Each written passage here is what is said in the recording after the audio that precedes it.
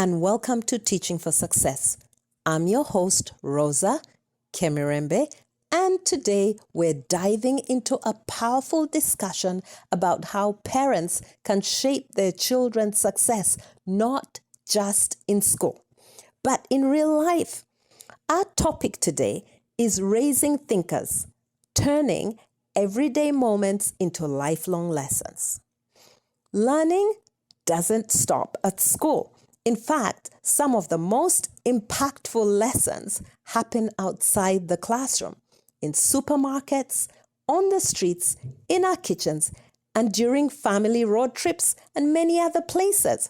Today, I'll share personal stories and practical strategies to help parents teach their children critical thinking, negotiation, financial literacy, and how to connect school subjects to everyday life. So grab a cup of tea, sit back, and let's dive in. How do we teach children the power of critical thinking? Growing up, my beloved late uncle, Dr. Yusuf Impire, was my biggest influence in critical thinking. He never just gave answers, he made us think. One morning, as we sat at the breakfast table, he looked at our plates and asked, "What is the nutritional value of the food before you?" At that time, I was puzzled. I thought, why is he asking us these questions?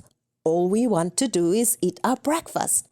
But over time, I learned that he was training us to question, analyze, and make informed choices. One of my favorite memories was a family trip to Jinja, and we took the trip with him.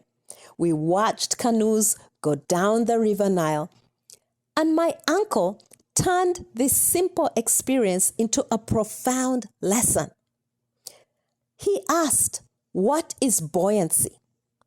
He said, "Look at the canoes, look at the markings on the side of the canoes.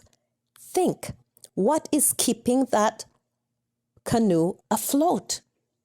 He also used to ask us questions like, "What is truth?" He wanted us to see beyond what was visible, to connect concepts to real life.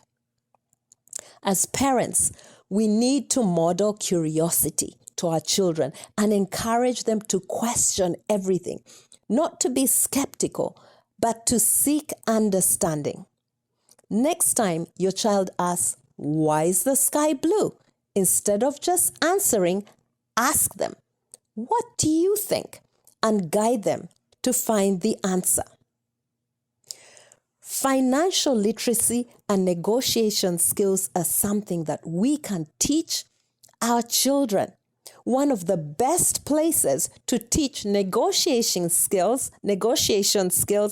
is at the supermarket. I remember taking my kids when they were younger, they're now young adult men, taking them shopping in the grocery store and showing them how deals can be deceptive. For example, buy two, get one free. Is that really a deal, or is buying a single item actually cheaper? We would compare unit prices, analyze store promotions, and even negotiate at local markets. Children need to understand the value of money from an early age. Give them small amounts and let them budget. If they want a toy, let them decide whether to buy an expensive one now or save for a better one later. Financial literacy is not taught enough in schools, but parents can bridge this gap. Math can be learned in everyday life. Math is not just about textbooks. It's all around us. Construction, for example. Next time you pass a building site, ask your child, "Why do we use triangles in roofing?" When you're cooking, let them measure ingredients and calculate portions. When tailoring, teach them how measurements affect the final product. Practical application helps kids see the value of math beyond exams and homework. teaching your children to learn from the real world is also very important.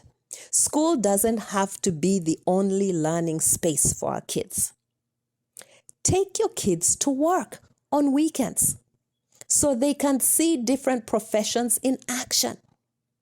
Visit farms, museums, and businesses with your children so they can connect the theory that they're learning in school to reality.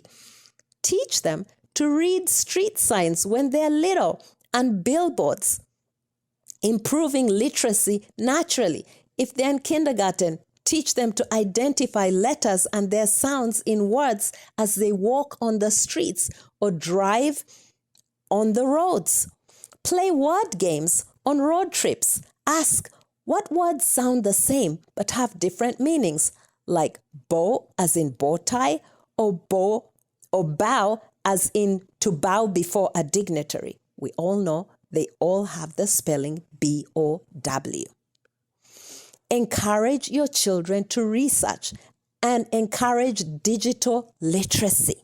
Instead of spending so much wasted time on social media, teach your children that the internet is a powerful tool too, but only if used wisely. Teach your kids how to verify information instead of believing everything that they see online, or maybe they think, because something is depicted on the media or someone says something about a certain topic, and maybe the person is from the United States of America or they're from the United Kingdom. So obviously everything that they say must be truth. Not. Ask them, what are the common chemicals in soap? Why do some soaps dry out your skin whilst others don't? Critical thinking. Encourage them to use reliable sources and question information critically. Engage your children as well in real conversations about fairness and justice. Ask them, should all children have access to high-quality education regardless of grades? See what they think. This will generate discussion and help them with critical thinking. Ask them, if you were a head teacher, how would you select students beyond academic performance? These discussions broaden their perspectives and teach empathy and leadership. Finally, success in school is not just about grades. It's about real-world thinking, questioning, and problem solving. As parents, uncles, aunties, grandparents, ask open-ended why and how questions every day to your children and encourage them to do so with their friends. Teach financial literacy through shopping trips. Connect math to real-life situations. Expose your children to different learning environments. Learning does not only occur at school. Encourage critical research online and have social justice discussions with your kids. Thank you for joining me today on Teaching for Success. Remember, education doesn't only happen at school. It happens everywhere. Be intentional about everyday lessons and watch your child grow into a critical thinker and a problem solver. If you found this podcast helpful, share it with another person or a parent or a teacher or a friend, a family member. And for more insightful discussions, stay connected with Teaching for Success. Until next time, keep learning, keep questioning, and keep inspiring.